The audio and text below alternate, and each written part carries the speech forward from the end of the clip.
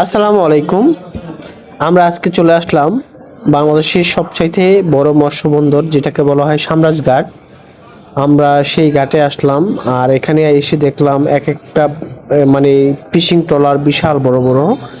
এগুলা কিছুদিনের ভিতরেই বিভিন্ন মাছ ধরার জন্য চলে যাবে। আর এখানে এখন আবহাওয়া খারাপের জন্য তারা এখানে এখন অবস্থান করছে, কিছুদিন পরেই ওনারা নাকি চলে যাবে মাছ ধরার জন্য। আর ওনাদের সাথে কথাবার্তা বললে অনেক ভালো লাগলো, বিশেষ করে ওনাদের ব্যবহার সব কিছু এভরিথিং। ওনারা আমাদেরকে রিকোয়েস্ট করছে আজকে রাতে ওনারা চলে যাবে মাছ ধরার জন্য গভীর সাগরে। তো ওনাদের সাথে যাওয়ার জন্য পরে বললাম না, আমরা এখন যাব না, অন্য কোনো দিন। জাল নষ্ট হয়ে গেছে।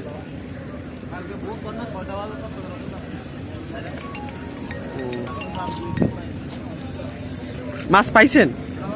যাক,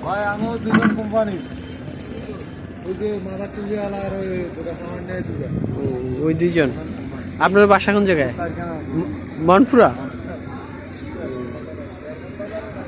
এই সাদা জাল। আচ্ছা, একটা বিশাল বড় বোট যাইতেছে, এই যে লাল জালের বোট।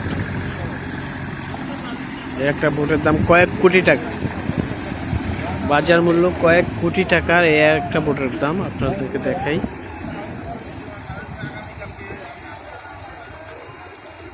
এই বাংলাদেশের সবচাইতে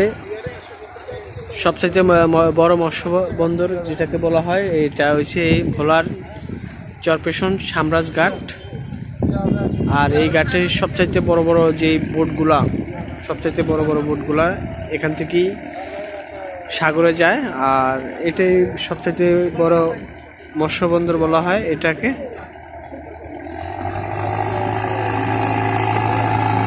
নমন স্যার, দেখতেছেন কেমনে ঘুরায়, স্পিড কি দেন।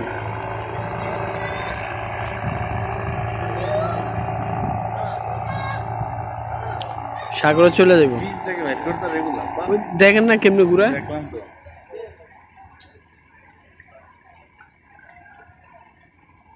আমি তো নৌকার মনে পিছন দিয়ে এগুলোর মনে পিছনে না।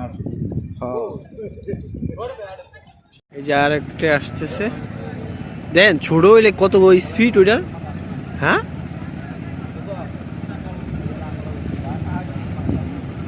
খুব দ্রুত বাড়া পড়ছে তো, জাল টাইনে চলে আসছে তাড়াতাড়ি মাছ নিয়ে। মাছ আছে, এই যারা আইতাছে এক কাছে মাছ আছে। মাছ বিক্রি করবো না, এটি তো আরো বিক্রি করবে, ওই তো আরো উড়াইবো না, আরো দাঁড়িয়ে চালানি করে চলে যেতে আছে। এই জায়গায় এই চ্যানেলে আপনার জায়গা পাওয়া যায় না তো, সব বড় বড় বোটটা ওই জন্য ওইটার নদীর ভিতরে দেখা যাইতেছে, সিরিয়াল দেওয়া বেরিয়েছে।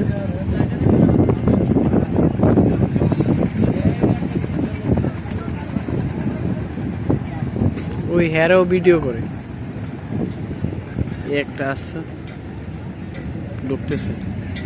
ওই তোর অন্যতি রাখছে, এটা আমাদের রাখলে তো আমরা দেখতে পাবো।